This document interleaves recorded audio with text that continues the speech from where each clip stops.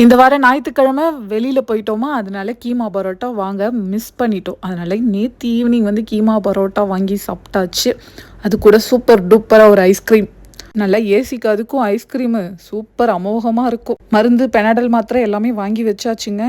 குளிர்காலத்துல கூட நம்மளுக்கு சளி பிடிக்காது, ஜுரம் வராது. ஆனா இந்த சம்மர் காலத்துல ஜுரம் வந்துருங்க. தாங்க வர முடியும். குளோபல் வில்லேஜ் போயிருந்தப்ப போன வாட்டி இந்த கரண்டிய பார்த்து கேட்டிருந்தேன். 10 கிராம்ஸ்க்கு 2 குடுப்பீங்களான்ட்டு குடுக்க மாட்டேன்ட்டாங்க. சரின்னு வந்தாச்சு. நம்ம போன வீக் லாஸ்ட்டா க்ளோஸ் பண்ற டைம்ல போயிருந்தோம்ல குளோபல் வில்லேஜ். அப்போ போய் மறுபடியும் பார்கெயின் பண்ணி 2 ₹10க்கு சாரி 10 கிராம்ஸ்க்கு குடுப்பீங்களா அப்படின்னு கேட்டிருந்தேன். ஓகேங்க எடுத்துக்கோங்க அப்படின்ட்டாங்க. அதோட வாங்கிட்டு வந்தாச்சு. மிஷின்ல செய்ற கரண்டி இல்லங்க. கையால செய்றது. ஸோ கொஞ்சம் எக்ஸ்பென்சிவா தான் இருக்கும். இன்னைக்கு லஞ்ச் ரொம்ப சிம்பிளா பண்ணியாச்சுங்க. அப்பளம் பொரிச்சுட்டு, சாம்பார் வச்சுட்டு, கோஸ் கூட்டு பொரிச்சாச்சு. அப்புறம் எங்களோட ஸ்நாக்ஸ் பேக்கை எடுத்து சாப்பிட்டு முடிச்சுட்டு, நம்மளோட ஸ்நாக்ஸ் மூட்டைய தான் ஓப்பன் பண்ணி தேன் மிட்டாய் எடுத்து சாப்பிடலான்னு எடுத்துட்டு இருந்தேன்.